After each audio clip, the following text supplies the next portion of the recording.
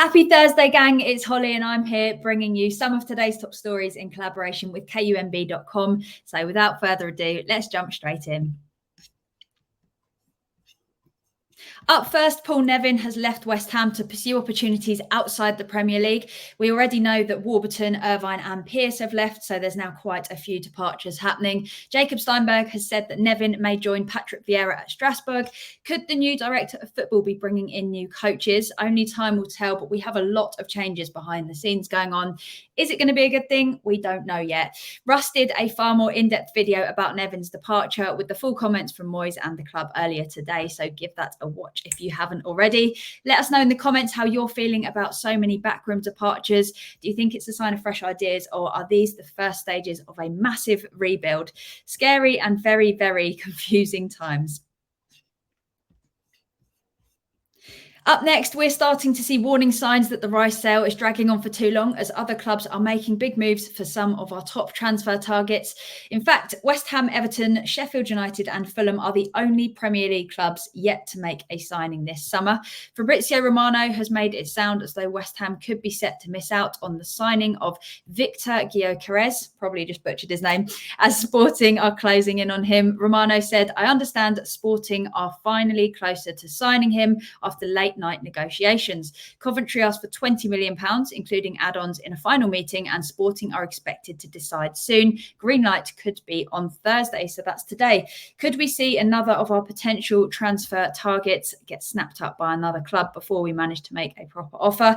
I'm all for taking time to get as much out of the Rice deal as possible and finding the right players to sign, but seeing as we're still waiting to complete the Rice deal, we're currently in limbo, watching everyone around us basically do business without us. So with his medical set for Friday, it's hopefully almost all over. But when should we start to panic? Should we have already started to panic? It's certainly getting close to that time for me, as we know how important a full pre-season is for any new signings to settle, rather than having to find their feature in games like we did last season, which obviously wasn't particularly easy and meant we had a horrendous start. So hopefully we can make some business, get some stuff done, and actually start to welcome and settle some new signings.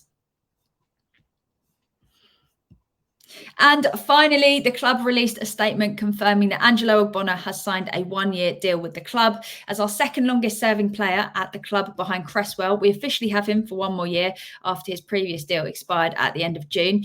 Despite being 35 years of age, he is still putting on solid performances when he's needed, and having made his 232nd appearance for the club in the Conference League final, I'm pleased to see him given another year personally. Oggy said, "It feels really good to remain with West Ham. I'm really pleased with what we've achieved, and I'm pleased with what we did last season. I want to thank the club, and as I always say, I'm here to help. Now I'm here to stay as well, and I really want to keep going and pushing on now. I'm particularly pleased, as with so much change happening at the club, as we've already discussed, having some of the old guard, I think, sticking around and them being at the club still throughout the transition, players like Ogbonna being essential to this, is going to be so important in keeping morale up and showing some of the younger ones what it actually means to play for West Ham. As we saw when we lost Noble, it was a big change, losing some of the people that we're used to being around the dressing room. So I think the more players like Oggy that can actually do a very decent job for us still, I think it's important to keep them. So I'm very happy to see him still with us. So there you have it. Those are your Hammers headlines for today. Things are changing quickly, and it's only going to get faster paced. The Hammers have returned to pre-season training today, so the fun is only just beginning. Here's hoping we can get some solid signings over the line at last and start building.